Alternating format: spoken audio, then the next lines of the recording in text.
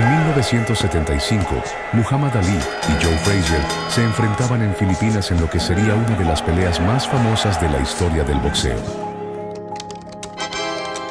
Ese mismo año, Bill Gates y Paul Allen fundaron Microsoft, la empresa tecnológica que se convertiría en una de las más influyentes del mundo. También, en 1975, la guerra de Vietnam llegaba a su fin con la caída de Saigón y la retirada de las tropas estadounidenses. Mientras tanto, en un pequeño país de Centroamérica, en ese mismo año, ocurría uno de los crímenes más horrendos de su historia. No es un hecho aislado, es parte de una estrategia que significó un retroceso. Pero que estaban ellos involucrados los militares de plano. Ahí no hay ni que dudarlo. No solamente ocultamiento de hechos, sino también ocultamiento de responsabilidades. Una sociedad que se niega a la memoria es una sociedad que se niega a la verdad. Creo que si se hubiera hecho justicia, la historia sería distinta.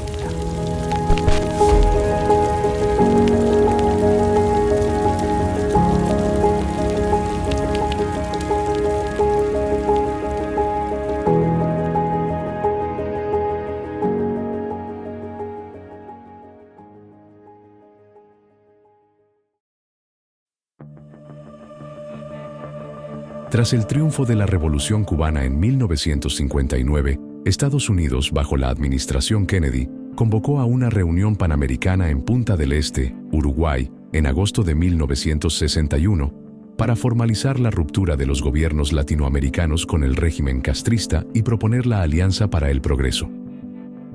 Este programa ofrecía vincular el crecimiento económico y la democratización política, brindando capital, armas y expertos a los gobiernos latinoamericanos, a cambio de combatir la amenaza comunista e implementar reformas, especialmente en el ámbito agrario.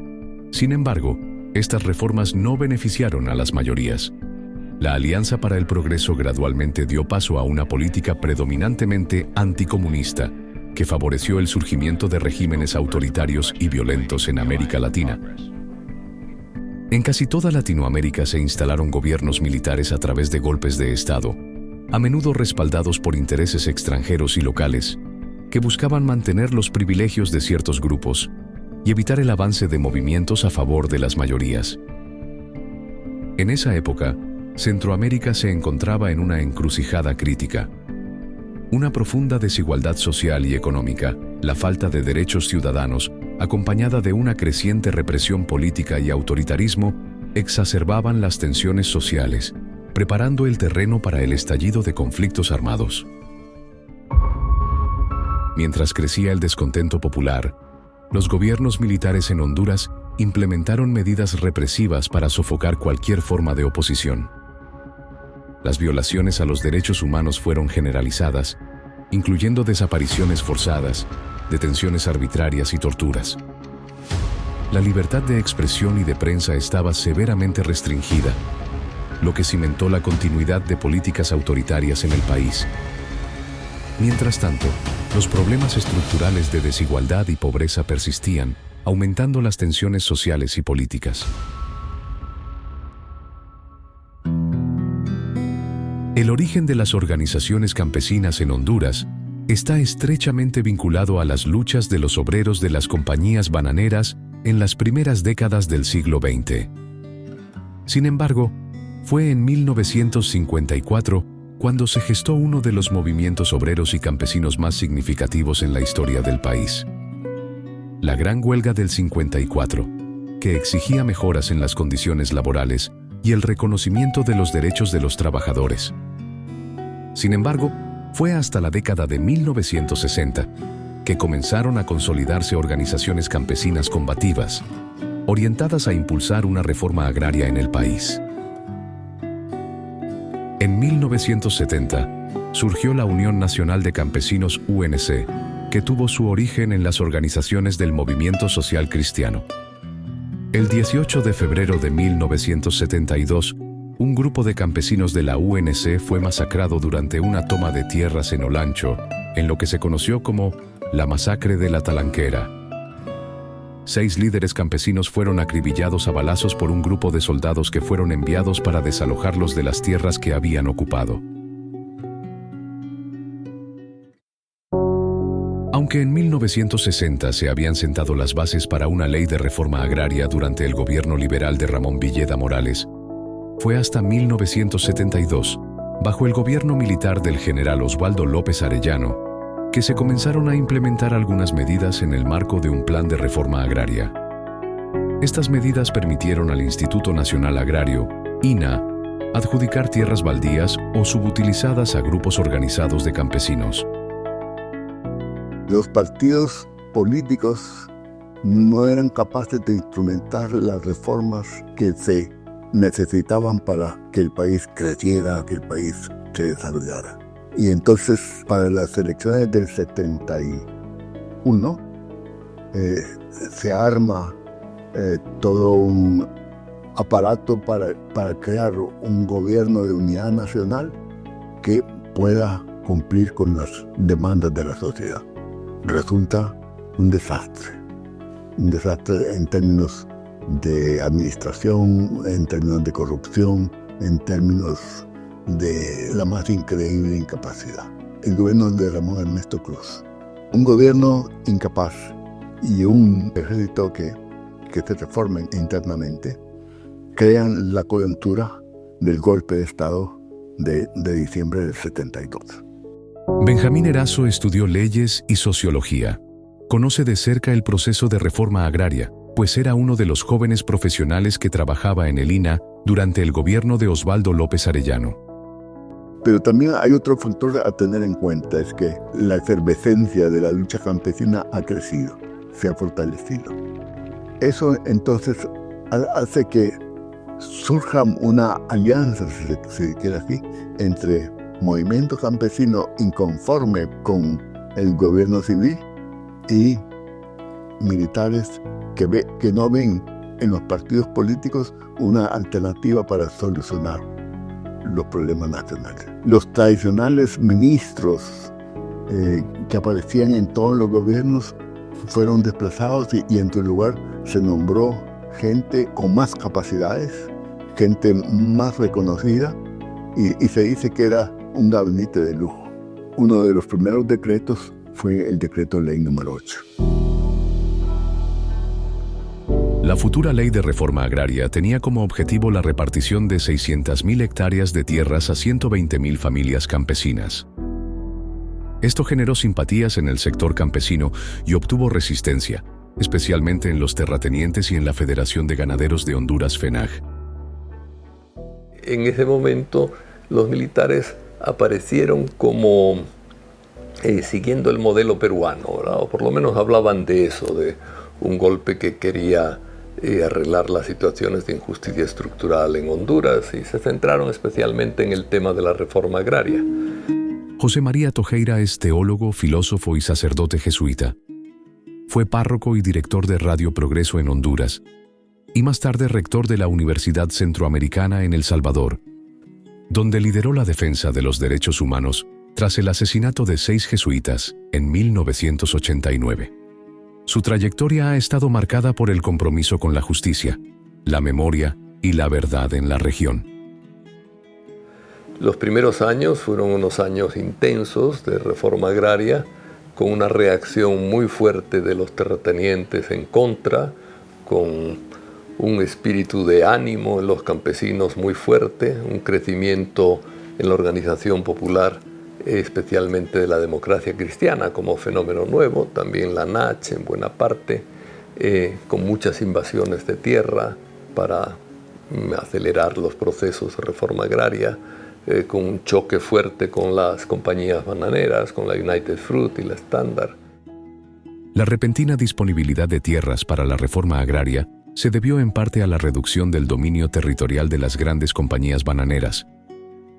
Entre 1960 y 1975, la Standard Fruit Company y la United Fruit redujeron su territorio de 230.000 a 122.000 hectáreas, gracias a mejoras en la productividad y a la mecanización del tratamiento de frutas. Estas tierras, ahora inútiles para las grandes compañías, podían ser utilizadas en la reforma agraria sin riesgos políticos, evitando así la recuperación de tierras por movimientos campesinos, quienes afirmaban que las tierras habían sido ilegalmente acaparadas por las grandes compañías. Y aunque la mayoría de los problemas y las acciones de la reforma agraria se concentraron en la región tropical de Honduras, cerca de la zona bananera, los conflictos agrarios se extendieron en casi todo el país. Los principales actores en la movilización para toma de tierra, que veo actores para la adjudicación de tierra, son semijornaleros agrícolas que por la crisis de las bananeras, por los problemas de expulsión de la tierra, muchos son migrantes desde el occidente hacia el norte, y ahí entonces se forma un segmento de semijornaleros agrícolas que va de cosecha en cosecha. Desde la caña pasa el banano, del banano pasa a otras labores agrícolas. Entonces encuentran trabajo temporal y están flotando mucho tiempo sin ingresos. El general Osvaldo López Arellano mandó a hacer un estudio de la realidad nacional al Ministerio de Planificación Económica. Basándose en este estudio, pudo verse la concentración de la tierra improductiva en pocas manos. Y es así que todo el año de 1974 se trabaja en un plan de reforma agraria. Mario Maldonado es exmilitar y diplomático con estudios de Derecho. Fue ministro del Instituto Nacional Agrario durante el gobierno militar de Osvaldo López Arellano. Existía el programa de capacitación campesina. Estaba a cargo de un brasileño, Clodomir Santos de Moraes. Clodomir Santos de Moraes formó un equipo con experiencia en varios países.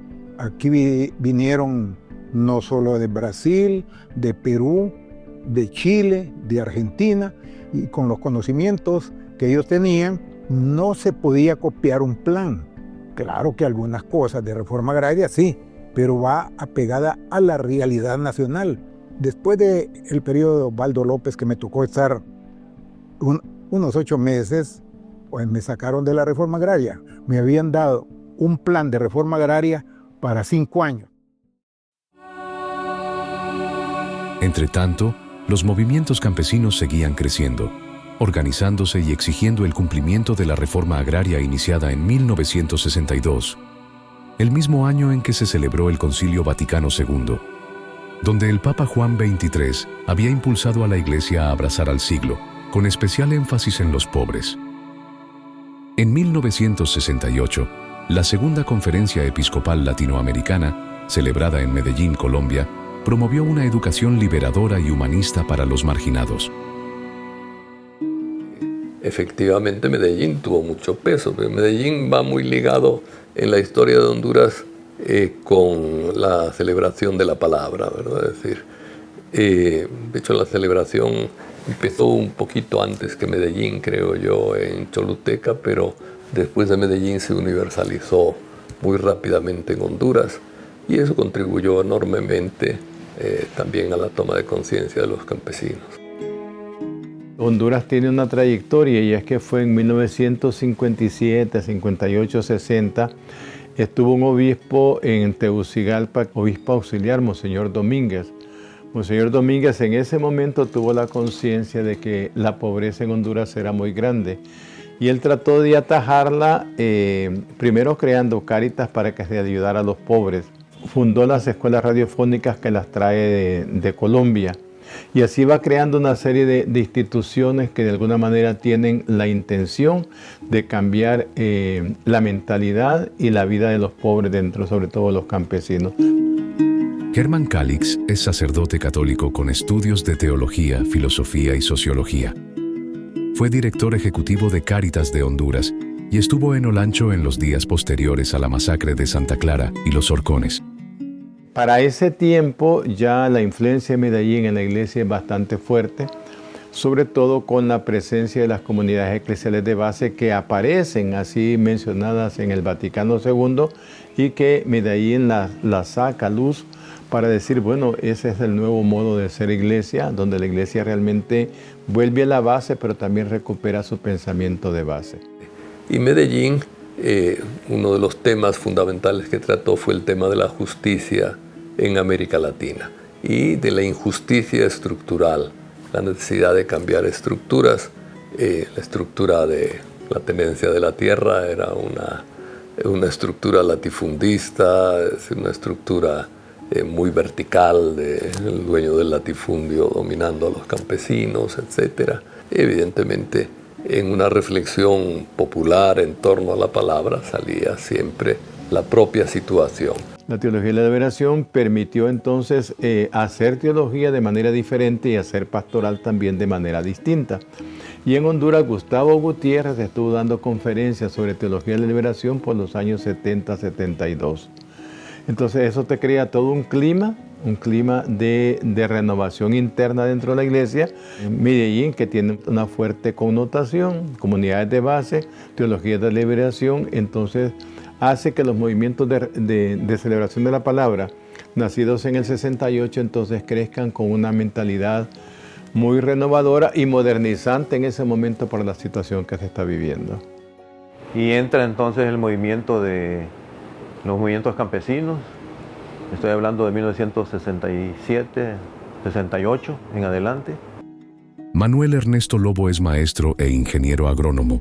Durante los años de la masacre fue celebrador de la palabra en Olancho. Comienza también el movimiento de la celebración de la palabra de Dios, que viene con un equipo de formadores, de delegados de Choluteca. El obispo que dirigió esto muy acertadamente fue Monseñor Marcelo Gerín. La escasez de sacerdotes era bastante fuerte, pues, casi no, ya no digamos sacerdotes hondureños u olanchanos. Entonces el movimiento de la celebración de la palabra vino a difundir la palabra liberadora, de justicia. También se puso muy ligado al trabajo religioso esta triple consigna de ver, juzgar y actuar. Evidentemente ver la realidad, juzgarla desde el Evangelio y actuar posteriormente. Pero brotaba esas tomas de tierra de una conciencia que respetaba la igual dignidad, que enfrentaba la injusticia, etcétera, ¿verdad? Y que tenía raíces cristianas, porque realmente el pensamiento en aquel momento en Honduras era un pensamiento cristiano, especialmente entre el campesinado. Un pensamiento cristiano que había estado en buena parte centrado en una religiosidad muy tradicional, muy de paciencia, muy de conseguir el cielo después de sufrir en esta tierra, pero que cambió a partir del Concilio Vaticano II y especialmente de Medellín, es decir, cuando empieza a hablarse de la responsabilidad de cristiano en la construcción de la historia.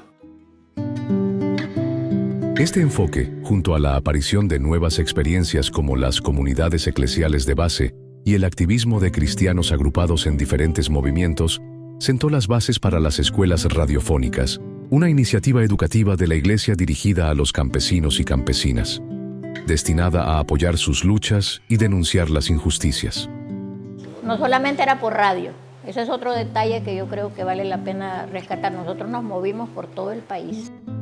Vilma de Pacheco es maestra y educadora popular, con una amplia trayectoria en la lucha social y en procesos de formación campesina. Fue también directora de las escuelas radiofónicas, desde donde impulsó la educación a distancia como herramienta de transformación social. Capacitábamos a los monitores, que eran los que estaban frente a la radio, con los alumnos. Y estaba esa persona, monitor o monitora, capacitada, bien capacitada, y sobre ella, o sobre todo ese grupo de personas de las diferentes escuelas, estaba una persona que era el coordinador. En este caso, muchos de los compañeros eran coordinadores de nosotros. El objetivo fundamental era alfabetizar. De ahí saltamos a ya no solamente enseñarle a leer, a escribir a la gente, sino enseñarle otras cosas. Y que la gente supiera leer, que la gente pudiera tener acceso a la tierra para trabajar. Era que cambiara la realidad del país, ¿verdad? Teníamos que dejáramos de estar en regímenes militares, por ejemplo, en un momento determinado, que hubieran elecciones limpias, todo lo que supuestamente lleva a un país al desarrollo.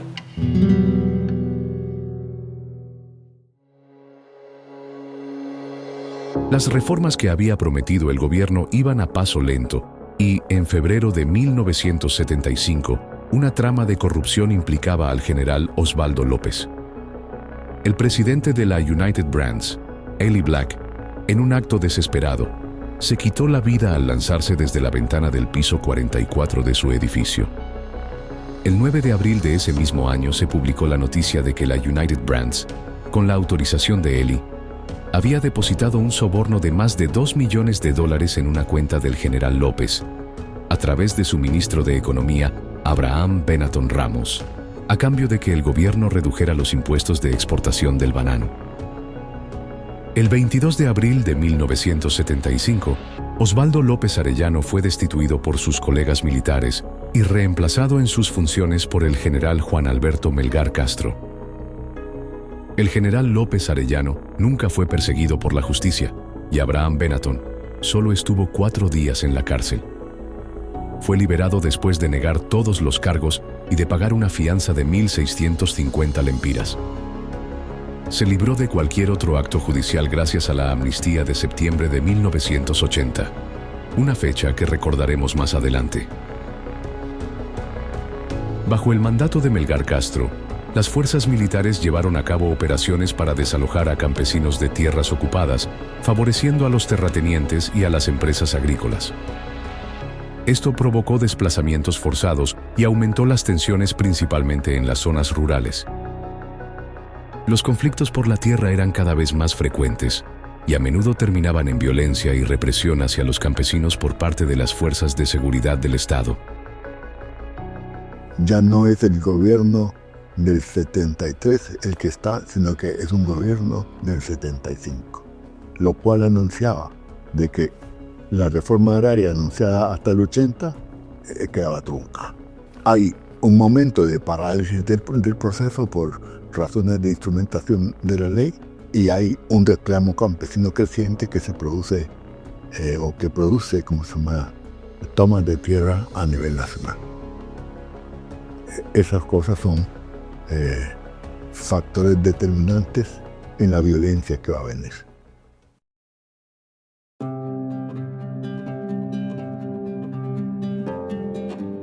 Desde los años 40 y 50, grupos de sacerdotes y religiosos fueron llamados a la tarea misionera en Honduras.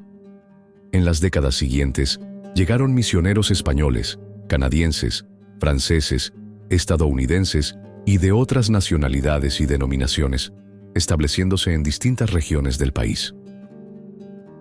El departamento de Olancho, ubicado en la región oriental de Honduras, es una vasta y diversa área conocida por su riqueza natural. En municipios como Juticalpa, Catacamas, Culmí y Campamento, la congregación religiosa franciscana se estableció desde la segunda mitad de la década de los 60, liderada por el obispo Monseñor Nicolás D'Antonio, de nacionalidad norteamericana. Entre los jóvenes que llegaron a Olancho se encontraba un estudiante de la comunidad franciscana colombiana, que luego se convertiría en sacerdote, Iván Betancourt. El padre Iván Betancourt nació en Antioquia, Colombia, y llegó a Honduras en septiembre de 1968, estableciéndose en la diócesis de Olancho. Entusiasmado por la experiencia de trabajo pastoral, dedicó su energía a promover la acción colectiva trabajando con la pastoral familiar y con celebradores de la palabra. La gente lo quería mucho, especialmente en Catacamas, porque él allá organizaba misas en los barrios y eso le atraía a la gente, le gustaba mucho. Cruz Hernández es religiosa y fue amiga cercana del padre Iván Betancourt. También acompañó a su madre en el proceso de búsqueda tras la masacre de los Horcones. Era fuerte también porque cuando alguien le decía que él era un comunista, demuéstramelo. Sí, él era así, era fuerte. Y entonces, ¿y por qué lo dice? Y me dijo, a mi mamá me la mandás por avión, porque allá la voy a estar esperando en Juticalpa. La viejita decía, oyó que dijeron ya matamos a ese tal por cual. Y entonces ella se preocupó. Dice que a saber si será mi hijo, será mi hijo. A inicios de la década de los 70, el departamento de Olancho presentaba una polarización social causada por la concentración de tierras, la explotación de los campesinos jornaleros y el control político y económico en manos de una pequeña casta de terratenientes y ganaderos. Entonces la tensión entre los ganaderos, la GAO de Olancho, y los campesinos organizados, allí sobre todo era fuerte las ligas campesinas, que era la organización campesina que había desarrollado la democracia cristiana. Los días anteriores había habido las invasiones, eran frecuentes, incluso toma de puentes, había un clima social fuerte. Valentín Menéndez es sacerdote jesuita. Fue provincial de los jesuitas en Centroamérica y asesor del superior general. Formó parte de la comisión que se nombró para investigar los hechos de Santa Clara y los Horcones. Tenían mucho poder y además iban armados naturalmente. Los terratenientes, normal, si hoy todavía eso se da. Yo no me atrevería a decir que no mandara el gobierno, pero que estos grupos eran grupos muy poderosos y armados y tenían sus pequeños grupos para cuando las invasiones y tal, reunía a su gente y con, ¿verdad?, a balazo, ¿verdad?, sacaban a la gente. El padre Iván Betancourt sobre Olancho relataba: En este lugar eminentemente campesino manda el imperio del fuerte, del ganadero a quien solo le interesan sus vacas y que posee enormes cantidades de tierra inculta, del pistolero desalmado, del comerciante sin escrúpulos, del político que maneja personas como si fueran ganado, del coyote o intermediario, del maderero que sin misericordia corta el bosque dejando los cerros despoblados. Pero allí también impera el miedo, el campesino agachado y explotado, el hambre, la miseria, el analfabetismo, la rencilla y el desquite, el guaro, el abandono del hogar, el machismo en todas sus manifestaciones. Este lugar de Honduras ha sido manejado por los militares más toscos y desalmados, por los terratenientes que se creen dueños del país, por los políticos tramposos, por los gobernantes sin capacidad, en fin, por el más fuerte.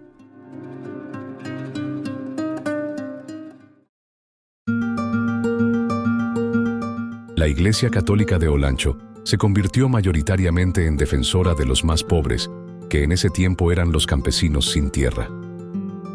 Apoyó sus organizaciones, desarrolló actividades para promover la defensa de sus derechos y ofreció sus instalaciones. Una de ellas era el Centro 18 de Febrero, conocido como el Centro Santa Clara, un centro de capacitación donde funcionaron las oficinas de Cáritas y las escuelas radiofónicas.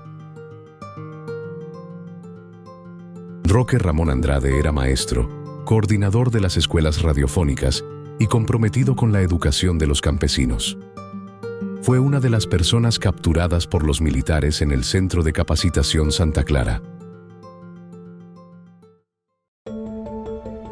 Para el mes de abril de 1975, los movimientos campesinos habían impulsado importantes ocupaciones de tierras en todo el país, y en Olancho ya era evidente la confrontación entre algunos religiosos y los ganaderos y terratenientes como consecuencia directa de la mediación de la Iglesia a favor de los campesinos sin tierra.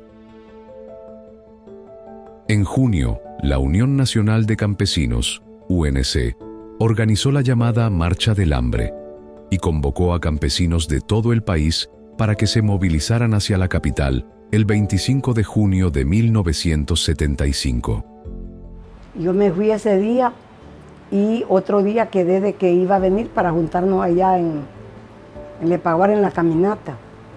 Pero cuando yo prendí la radio, ya dijeron que estaban detenidos los compañeros. Unos compañeros y otros ya estaban muertos en el Santa Clara. María Piedad Ponce es delegada de la palabra desde 1974 en Olancho. Vivió de cerca los hechos de la masacre y la persecución que siguió en los años posteriores. Organizamos, entonces teníamos clubes de amas de casa, cooperativas y todo eso, entonces como delegados y como grupos campesinos. ¿verdad? Estábamos organizados, hacían la organización para salir adelante con los grupos. Y seguíamos celebrando a pesar de la persecución, ¿verdad? Pero no era fácil, era bastante difícil. La Marcha del Hambre se organizó con el objetivo de que los campesinos convergieran en Tegucigalpa y presionaran a las autoridades para que atendieran sus demandas, pero el gobierno de Melgar Castro ordenó detenerlos. Las personas que viajaban hacia Tegucigalpa fueron interceptadas y obligadas a regresar a sus lugares de origen. Se establecieron retenes en los puentes para detener los camiones que transportaban campesinos. Los soldados tenían órdenes de detener a las personas a fuerza de golpes y de capturar a los líderes. A pesar del despliegue militar para detener la marcha, no se dieron mayores incidentes, excepto en Olancho. Los tomó por sorpresa porque realmente no se sabía, digamos, cuál era la magnitud de la marcha que había sido ya organizada y concitada por parte de la Unión Nacional de Campesinos, que era la central campesina, digamos, de orientación social cristiana, que era la que realmente lideraba este esfuerzo de esta movilización campesina e exigencia de la reforma agraria. Efraín Díaz Arribillaga es economista y docente universitario. Fue fundador y militante del Partido Demócrata Cristiano de Honduras. Además, fue viceministro de Recursos Naturales en los años de la masacre de Santa Clara y Los Horcones. Entonces el ambiente en Olancho, en esta parte del país, estaba muy tenso, había mucha tensión, ¿no? Y sobre todo porque el movimiento era muy beligerante y además debo decir que había un compromiso muy decidido por parte de la Iglesia también en todo este trabajo. O sea, eso hay que rescatarlo como que era fundamental. Entonces los terratenientes, digamos, en esa región veían que la Iglesia estaba, digamos, favoreciendo esto, ¿no? Y realmente se infilaban a tratar de debilitar o destruir el movimiento campesino y señalando a la Iglesia como la que promovía, digamos, todo este proceso, ¿no? Que era un proceso organizativo, de promoción social, pero también de formación, que estaba centrado en los centros de capacitación de la Iglesia, y en el caso muy concreto de Olancho, pues estaba el Centro Santa Clara, ¿no?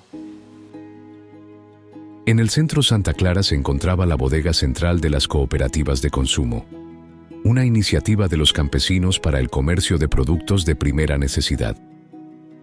El gerente de la bodega central de la cooperativa de consumo era Lincoln Coleman.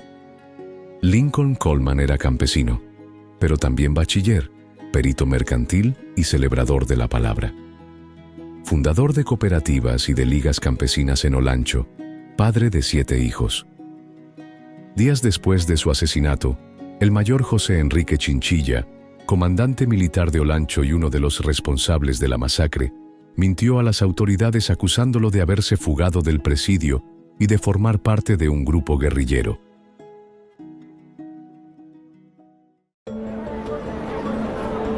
Un día antes de la marcha, el 24 de junio de 1975, los campesinos que se dirigían a Tegucigalpa se concentraron en Juticalpa, en el Centro de Capacitación Santa Clara, para pasar la noche. Al día siguiente, el profesor Guillermo Ayes Mejía, utilizando a un grupo de alumnos, llegó al centro para exigir la desocupación del edificio, diciendo que lo necesitaba para impartir clases. El maestro estaba armado y acompañado por agentes de la temida Dirección de Investigación Nacional, DIN, quienes vestidos de civil ingresaron al edificio. Luego se sumaron miembros del ejército y dispararon sus armas contra las personas que se encontraban en el lugar.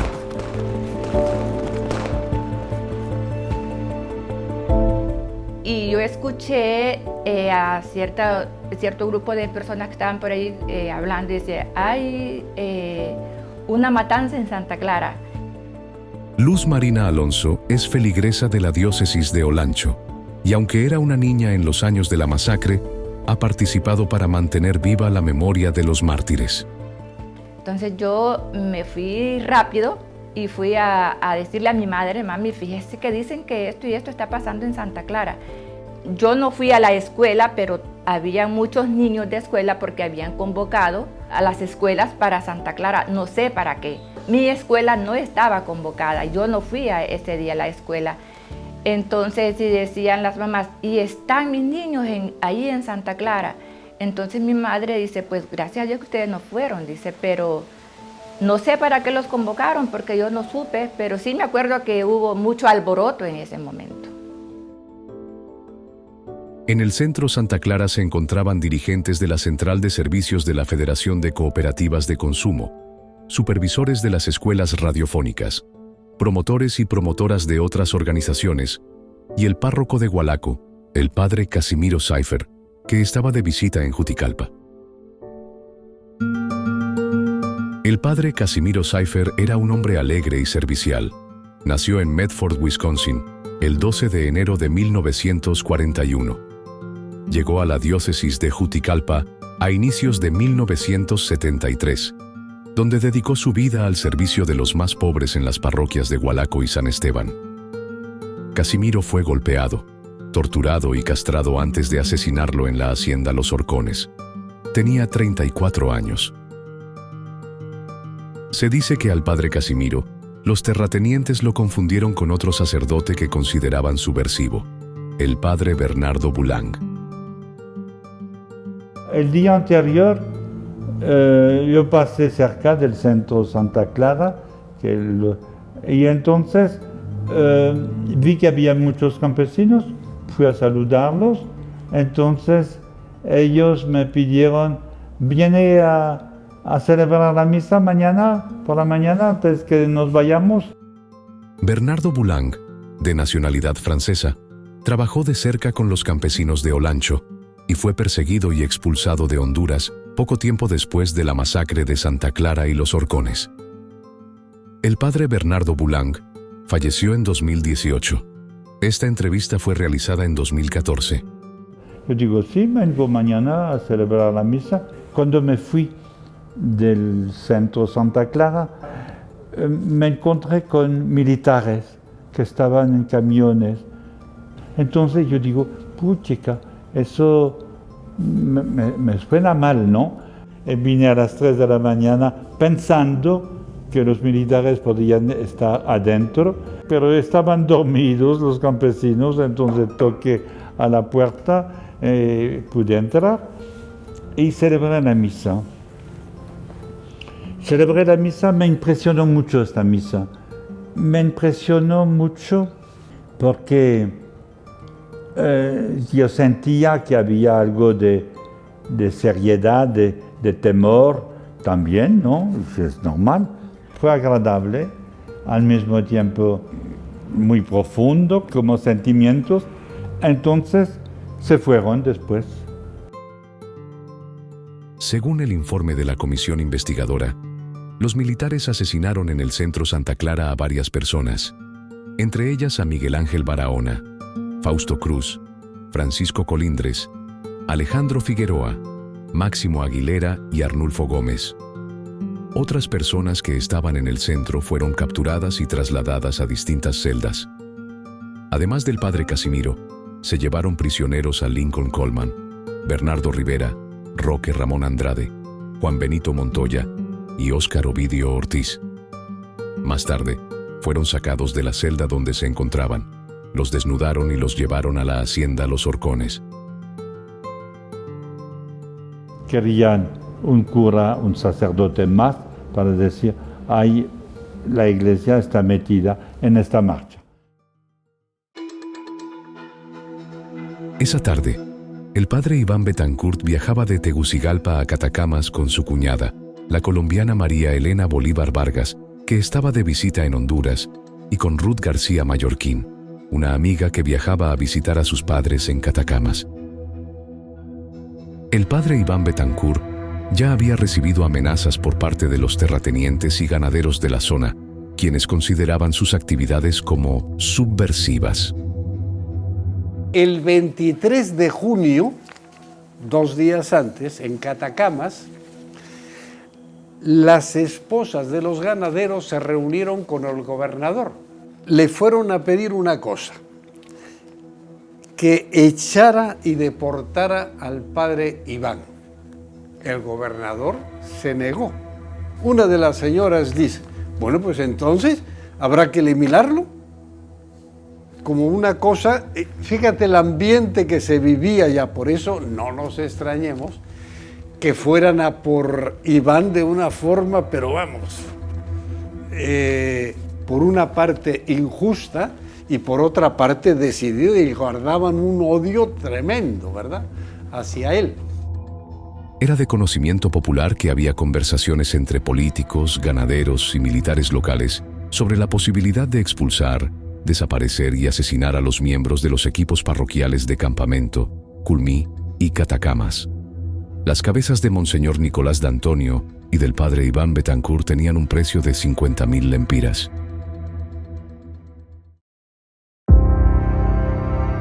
El 25 de junio de 1975, por la tarde, el padre Iván Betancourt, Ruth Argentina García Mallorquín y María Elena Bolívar Vargas fueron perseguidos y detenidos en las cercanías del lugar llamado Limones.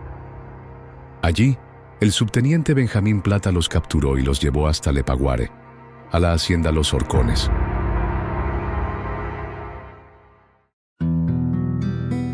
Ruth García Mallorquín estudiaba trabajo social en la Universidad Nacional Autónoma de Honduras.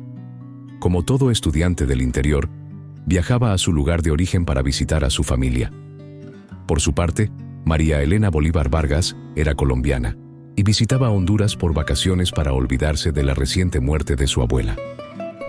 Ambas fueron torturadas, violadas y asesinadas.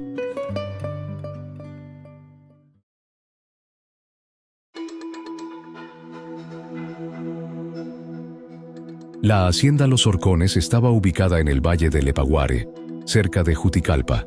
Era propiedad de Manuel Zelaya Ordóñez, uno de los terratenientes y ganaderos más ricos e influyentes del departamento de Olancho.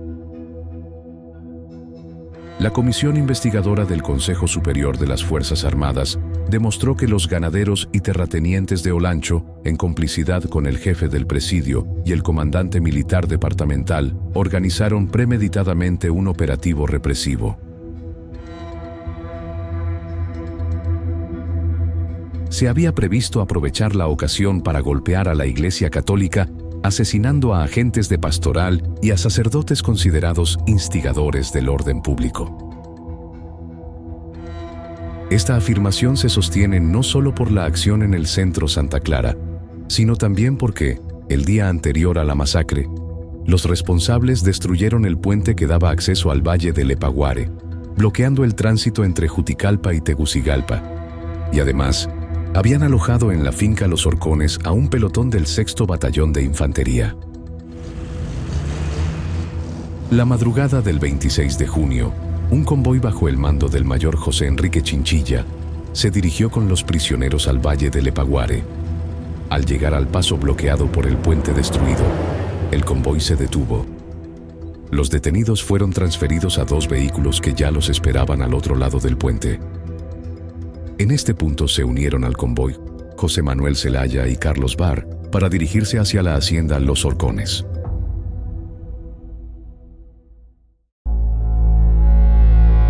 Las personas capturadas y trasladadas a la hacienda Los Horcones fueron interrogadas y torturadas por elementos de la Dirección de Investigación Nacional, DIN.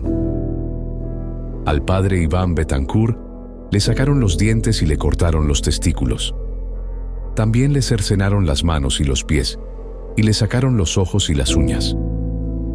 Algunas fuentes señalan que el padre Iván Betancourt, bajo tortura, fue obligado a dar declaraciones que fueron grabadas en cassette sobre actividades subversivas realizadas en compañía de otros religiosos. Después de las terribles torturas y mutilaciones, algunas de las víctimas fueron quemadas vivas. Otras recibieron disparos con un rifle, y luego, los militares al mando del mayor José Enrique Chinchilla arrojaron los cuerpos a un pozo de Malacate. Algunos fueron lanzados aún con vida. Después, El pozo fue dinamitado y usaron máquinas para rellenarlo con tierra y no dejar rastro.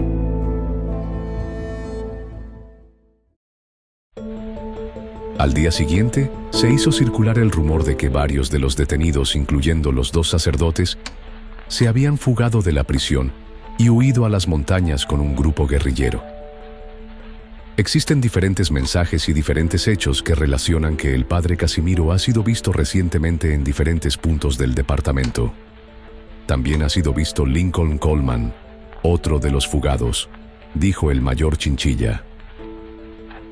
Según declaraciones del militar, el grupo guerrillero había incendiado el edificio de los ganaderos y dinamitado el aeropuerto de Catacamas.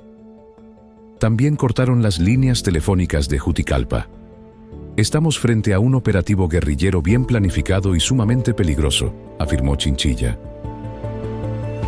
Según el informe de las Fuerzas Armadas, el operativo represivo fue planificado de tal manera que algunos responsables del genocidio, como Manuel Zelaya, Carlos Barr, el mayor José Enrique Chinchilla, el subteniente Benjamín Plata y el sargento David Artica, aparecieron en los días siguientes lamentando públicamente las muertes y exigiendo sanciones para los culpables. Además, la comisión investigadora confirmó que José Enrique Chinchilla intentó sobornar al periodista José Ochoa Martínez, quien rechazó la oferta. El soborno, que consistía en una considerable suma de dinero, fue ofrecido a través de José Manuel Zelaya y financiado por la Asociación de Ganaderos y Agricultores de Olancho. Como parte de la estrategia, la Asociación de Ganaderos de Olancho, AGAO, llevó a cabo actos de sabotaje para crear un ambiente de tensión y proporcionar evidencias que respaldaran la versión que los medios de comunicación locales y nacionales empezarían a difundir, que los eventos en Olancho fueron causados por la agitación campesina y que era necesario eliminar a un frente guerrillero supuestamente dirigido por curas y dirigentes de la UNC que operaba en las montañas cercanas al río Patuca. Radio Juticalpa, a partir de las 11 de la noche, empezó a anunciar: se han escapado 6 de los presos que se agarraron en el centro 18 de febrero. El plan estaba todo orquestado y luego venía y se marcharon seguramente a la guerrilla, tal, para que no se supiera nada. Habían diversas versiones, unas tratando de ocultar lo que había pasado y otras diciendo la verdad de lo que había ocurrido. Para ocultar la cosa se inventaron la tesis de que un grupo campesino se había rebelado en armas y se habían ido a una comunidad montañosa, ya alzados en armas, y otros decían que efectivamente habían matado a varios líderes campesinos, 2 sacerdotes, uno norteamericano y uno colombiano. Juan Ramón Durán es un periodista de reconocida trayectoria. Fue corresponsal de agencias internacionales de prensa y docente universitario. En la época de la masacre, integró un equipo de jóvenes periodistas que comenzaban a estructurar el recién creado Ministerio de Cultura, Turismo e Información. Y se recibió un testimonio que yo creo que fue uno de los más reveladores, de un muchacho que estuvo sirviendo en la hacienda Los Horcones, donde fueron enterrados en un pozo, fueron lanzados a un pozo de Malacate, ahí en la hacienda de don Manuel Zelaya Bordones. Se recibieron testimonios y se dijo que lo más prudente era aclarar la situación y asumir la responsabilidad de los acontecimientos que eran, para Honduras era una cosa gravísima, o sea, un país pacífico, de tradición pacífica, con actos de violencia terribles. Y entonces el Consejo Superior de las Fuerzas Armadas decidió también enviar una comisión investigadora de altos oficiales. Nosotros, como funcionarios del gobierno en ese momento, responsables de la información, emitíamos boletines informativos de la situación, hasta que se decidió incluso mandar maquinaria pesada, tractores y todo, para desenterrar los cadáveres. Días después de la masacre, los militares y ganaderos comenzaron una campaña local de represión abierta contra la Iglesia Católica, expulsando a sacerdotes y religiosas y allanando la casa obispal de Juticalpa, así como la mayoría de las casas curales de la diócesis. Los templos fueron cerrados, se prohibieron las eucaristías, se prohibió las reuniones, todo lo que implicara 2, 3, 4 católicos reunidos iba a ser considerado subversivo. Carlos Moreno Torres es doctor en teología y animador pastoral de la iglesia en Olancho. Su madre, Mónica Torres, fue amiga personal de Iván Betancourt y de Bernardo Boulang, y luchó junto a otros feligreses por mantener viva la memoria de los mártires de Olancho. Entonces, ¿cómo se prohibió todo? Y mi madre me decía, mira, yo tenía las llaves de la catedral y nosotros teníamos que andar con cuidado en qué horas poder entrar. Yo recuerdo ver militares vigilando mi casa y cómo aprendieron a tener que comunicarse en tiempos donde no había las formas de comunicación de hoy. Cómo mandarse un papelito a las aldeas, cómo decirles les convoco a una reunión. Ciertamente sí había un temor, pero también me dejaba claro que el temor era superado por la convicción evangélica. Ante la presión de la jerarquía de la Iglesia y de las embajadas de Estados Unidos y Colombia, el gobierno de Melgar Castro nombró una comisión investigadora que incluía al jesuita Valentín Menéndez como representante de la Iglesia. Había un clima de terror, nadie se podía decir nada ni hablar. Nosotros, solamente un par de muchachas que habían estado en el centro tuvieron el valor de hablar un poco más claro de lo que había pasado. Fuimos a investigar en los cuarteles, nos engañaban, lanzaban rumores, fuimos a pueblos distantes para ver que llegamos allá. Bueno, no se podía lanzar nada. Entonces, pero claro, había tantos cabos sueltos en la investigación y cuando verificamos las hipótesis posibles en cada caso, todas llevaban a que ahí había una mano maliciosa ahí, ¿verdad?, que había organizado todo eso y que aprovechó esta situación para golpear a los que creían ellos que debían desaparecer. Las presiones continuaban, y a finales de julio de 1975, la comisión investigadora revelaba un informe sobre los hechos, y los medios de comunicación publicaban detalles sobre lo ocurrido en Santa Clara y Los Horcones.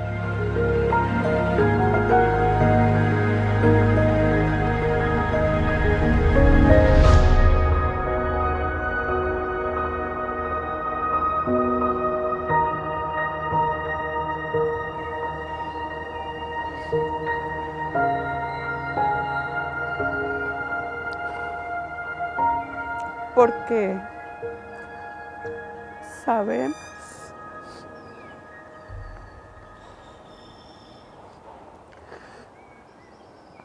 que estos 14 personas fueron encontradas fue porque la comunidad universitaria dejó las aulas y se dispuso a buscarlos. Y gracias a Dios y a unos campesinos que sí hablaron, ¿verdad?, de que sí habían escuchado eso, se pudieron encontrar y se les pudo dar su cristiana sepultura, ¿verdad? Mi nombre es Glenis Antonia Estrada Mallorquín, hermana menor de Ruth Argentina García Mallorquín. La recuerdo como una hermana cariñosa, solidaria, alegre. La familia pues pasaba en vela prácticamente sin dormir porque muchas veces las radios recibían noticias falsas que se encontraban en tal lado. Mi hermana pues fue velada en la Universidad Nacional Autónoma donde también querían aparecer los policías. La policía quería, pero la comunidad universitaria dijo que no iba a permitir en ningún momento el ingreso de policía ahí, sabiendo que el ejército había sido cómplice con la muerte de estas 14 personas. Mi esposo era un hombre muy comprometido con los movimientos sociales. Él amaba el campo y miraba la injusticia de que muchos campesinos no tenían donde cultivar sus tierras. Por eso él luchó por esta causa. Aunque han pasado tantos años, hay un dolor en mi corazón que no he podido soportar. Cuando era una jovencita de apenas 29 años, marcaron mi vida, destruyeron mi vida, me quitaron la vida prácticamente. Estoy viva, pero la felicidad que yo tenía, que yo buscaba, me la quitaron, me la destruyeron.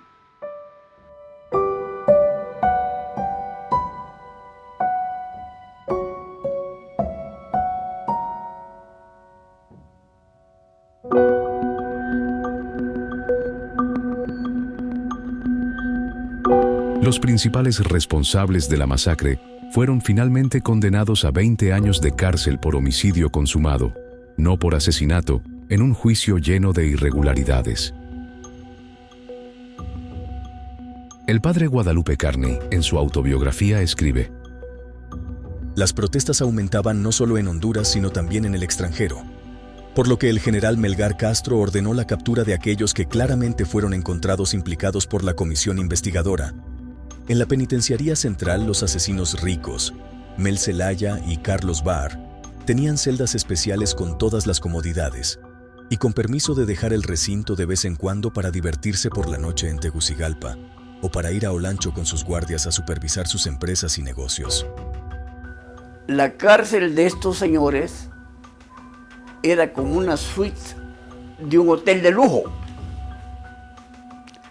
Tenían todas las comodidades habidas y por haber.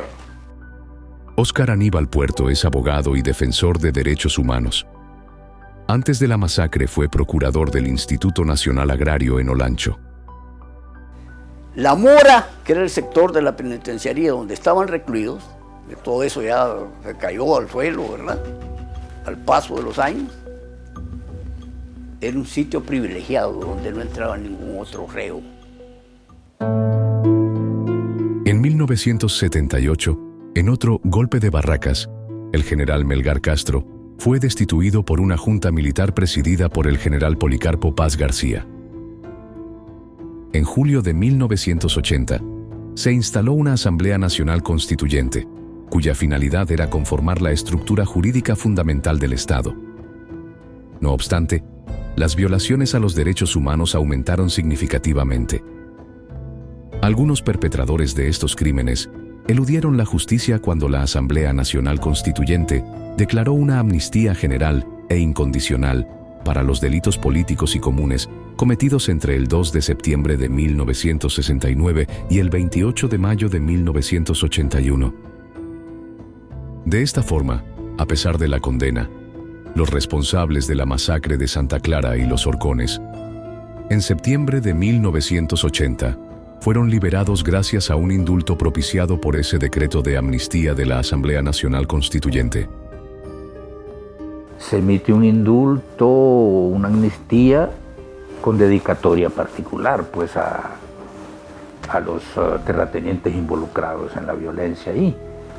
Y obviamente eso revela el peso político que ya venía trayendo esos sectores en Olancho, ¿no? Porque se les indulta, o sea, se les indulta y no pasó nada. Tras 19 años de gobiernos militares, la elección del liberal Roberto Suazo Córdoba, en 1981, marcó formalmente el retorno a la democracia en Honduras. Durante el gobierno de Suazo Córdoba, se nombró al mayor José Enrique Chinchilla como agregado militar de Honduras en Panamá. y no se tomaron acciones contra los miembros de la Federación Nacional de Agricultores y Ganaderos de Honduras y otros empresarios señalados en el informe de la comisión investigadora. Hay que ver la masacre dentro de un proceso de cambio que está ocurriendo y que es truncado. Es una acción para amedrentar al campesinado. Y yo lo veo como una operación de castigo. Bueno, fueron asuntos internos del departamento de Olancho que más bien nos sorprendieron porque no fueron el resto del país, no hubo ninguna represión, no tenía por qué haber represión porque la reforma agraria era para beneficiar a los campesinos, no se iban al mismo tiempo, hubiera sido contradictorio ir contra ellos. Fue un asunto de intereses localizados, focalizados, pero no, una política de Estado no hubo. Yo creo que sí, no fue un hecho aislado, desde mi punto de vista. Puedo decírselo porque estando como viceministro tuve la oportunidad una vez a solas que el general Melgar como jefe de Estado me preguntó sobre este tema. ¿Quiénes habían estado detrás de toda esta formación del movimiento social cristiano? ¿Cómo se financiaban? ¿Cuáles eran esos propósitos? Entonces sí tenían un temor implícito que tanto desde el punto de vista social como político pudiera ser una fuerza de cambio en el país. Los sucesos de los horcones indican la finalización sangrienta del proceso de la reforma agraria en Honduras.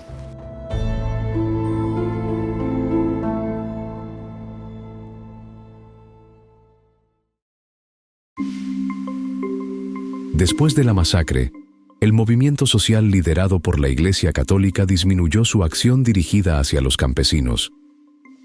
No obstante, algunos sacerdotes como el padre Bernardo Bulang y feligreses de la diócesis de Olancho mantuvieron viva la memoria de los mártires de Santa Clara y los Horcones. Yo siempre recuerdo con mucho cariño al padre Bernardo Bulang. El padre siempre nos decía, a los mártires no se les olvida, a los mártires se les recuerda. Años después de la masacre, algunas personas levantaron una cruz de 5 metros con una placa de metal, donde estaban escritos los nombres de las víctimas. No pasó mucho tiempo antes de que la destruyeran, como si quisieran borrar toda memoria de lo ocurrido. 2 años más tarde construyeron una nueva cruz, esta vez de cemento, más pequeña, colocada en un lugar público, justo frente a la hacienda Los Horcones. 22 días después, la cruz fue derribada. Un ingeniero que trabajaba en la construcción de la carretera pidió a unos trabajadores que volvieran a colocarla en su lugar, pero la noche siguiente volvieron a tirar la cruz a la tierra. Según las personas del lugar, quienes botaron la cruz decían que la próxima vez botarían gente en vez de cruces.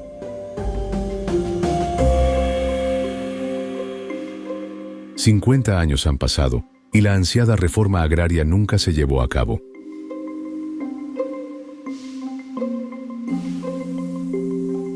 Con el retorno de los gobiernos civiles, lo que se instauró no fue una democracia plena, sino un sistema donde el poder siguió siendo gestionado en función de intereses partidarios y personales, no de la ciudadanía. La supuesta transición democrática operó más como un acuerdo entre élites políticas, militares y económicas que como un verdadero proyecto nacional. A lo largo de las décadas, ese modelo, basado en el clientelismo, el caudillismo, la corrupción estructural y la concentración del poder, no solo persistió, sino que se consolidó.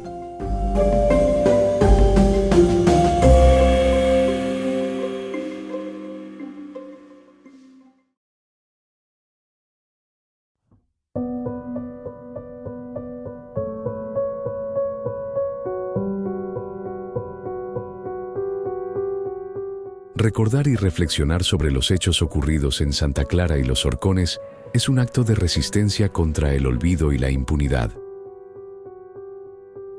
Pero en un país como el nuestro, donde la impunidad sigue vigente, ¿qué implica realmente recordar?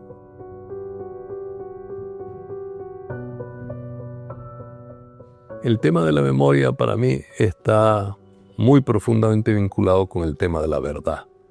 Una sociedad que se niega a la memoria es una sociedad que se niega a la verdad y que se niega en ese sentido a una de las dimensiones humanas fundamentales, porque el ser humano, desde que apareció como humano en el mundo en que vivimos, es un ser humano que ha buscado el conocimiento y la verdad. Ahí es donde se puede apreciar la falsedad o la hipocresía de los partidos políticos, digamos. Ellos pueden tratar de manipular la memoria, pues ensalzando víctimas del pasado y diciendo que no van a permitir que se repita, pero de repente permitiendo que siga habiendo hambre, injusticias, corrupción, etcétera, etcétera, ¿verdad? Lo cual es una profunda hipocresía. Entonces, hay que reflexionar y trabajar para que la memoria vaya siempre unida a medidas de no repetición de los hechos. Que la memoria no solo sea un recuerdo del pasado, sino una generación de transformación del presente, siempre.